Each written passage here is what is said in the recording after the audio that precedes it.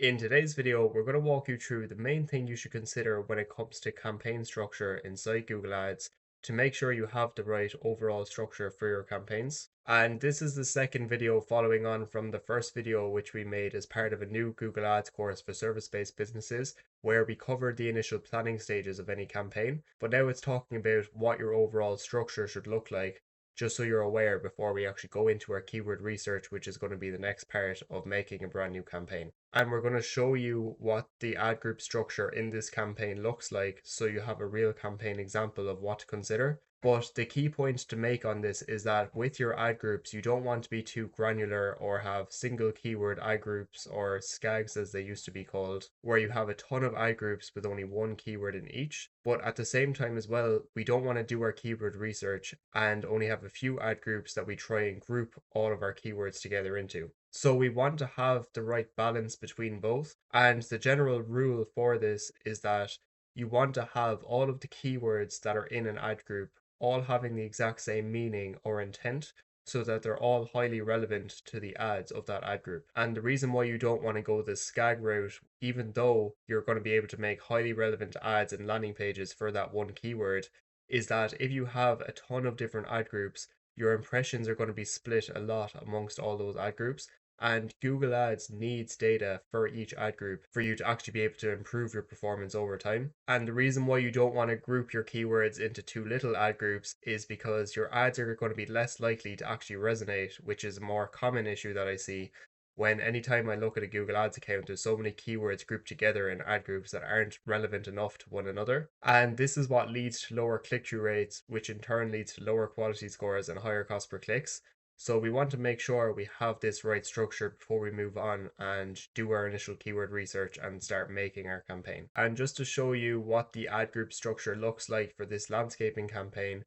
we did have more ad groups running, and some of these ad groups were added in more recently as well. So we didn't start out with 25 active ad groups. It was probably more so half of this, but a lot of newer ad groups added in as well. But there are paused ad groups in the campaign as well, because once you actually start getting enough impressions and clicks on specific ad groups, you'll notice that specific ad groups have much better or worse cost per leads than others. So that's going to allow you to optimize because each ad group is actually getting enough data to do so. And in each ad group as well, with each title, all of the keywords are highly relevant to the title of that ad group, and all of the keywords are going to lead to an ad that's dedicated to that specific service as well. So in a lot of cases this mightn't be necessary, but we noticed that so many of our impressions were going to the general landscaping keywords that we actually ended up splitting up our landscaping keywords by intent. So if someone's looking for a landscaping company, they'll see an ad for landscaping company. Same with landscaping in Dublin, which is the area that the campaign's serving.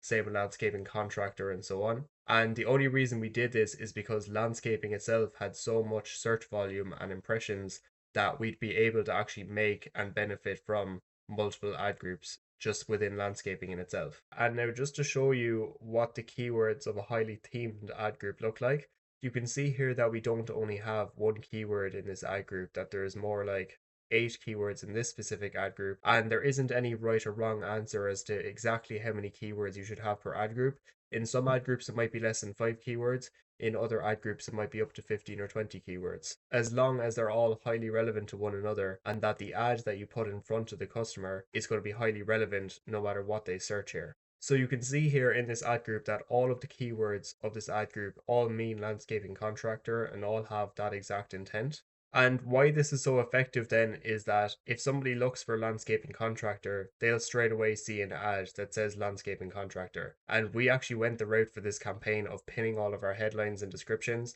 so we had really tight control. And this specific ad group was added actually a lot more recently, so we don't have data on this from the date rates that we were showing, but you might notice here that we have an ad strength score of poor, which is a topic in itself, because a lot of the time if you have a poor ad strength, it doesn't mean poor performance. And in this campaign, we've seen a lot of other ads with really high click-through rates and conversion rates, even with an ad strength score of poor, which I'll show you for an ad group that we were running for a lot longer. But the key point here is that if somebody looks for a landscaping contractor, that they can go straight to an ad that says landscaping contractor, which makes them a lot more likely to click and also convert if they go to a landscaping contractor landing page, because there's clear alignment between keyword, ad, and landing page. And it's also worth mentioning as well on the point of keywords in each ad group is that we generally prefer to use exact match keywords for the most part, especially if the search volume allows it to do so, because we know that the actual search terms that we appear for are in 90% of cases still going to be highly relevant because Google will only show our ads for searches that mean the same thing as our keywords. So it's not like we only can show up for these keywords, but searches that have the same intent of these keywords. And just to show you what this looks like as well in an artificial grass installation ad group that we've been running longer, where the ad group structure is the exact same. Over this time period, even with an ad strength score of poor, where we have direct control over which headline appears at the top of the page, the ad had a click through rate of almost 15% and a conversion rate also of just over 15%. And the most important thing to really think about is the ad itself, because that's what the customer is going to see at the end of the day when they type in whatever they search for on Google. So it's up to us to make sure that the ad that they see is highly relevant to what they search for, because that's what's going to give us the higher click through rate that we want on our ads, which is going to help Google favor our ads over our competitors' ads.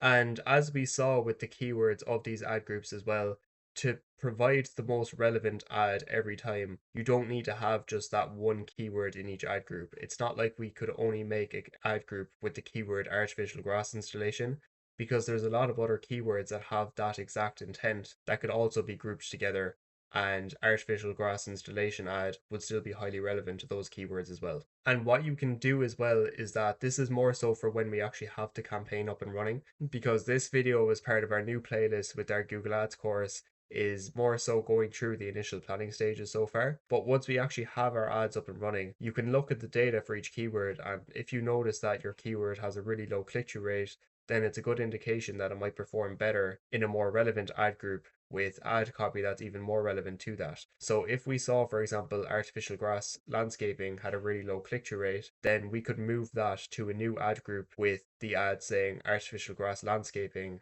and not just artificial grass installation, to go another step to make it even more relevant, to get our click-through rates back up and ideally our conversion rate up as well, as long as our landing page says exactly what they clicked on. Now, I hope this video helped and gave you some clarity on how to think about what your overall campaign structure is actually going to look like. And now, if you do have any questions about anything we mentioned inside this video, feel free to leave a comment down below. And if you do like this Google Ads related content as well, do consider subscribing to the channel, as we'll be uploading a new video to this new playlist on our free Google Ads course every day. And if you are a service-based business looking for help having all of this implemented and done for you, feel free to have a look at the link in the description, and hopefully we'll see you inside the next video.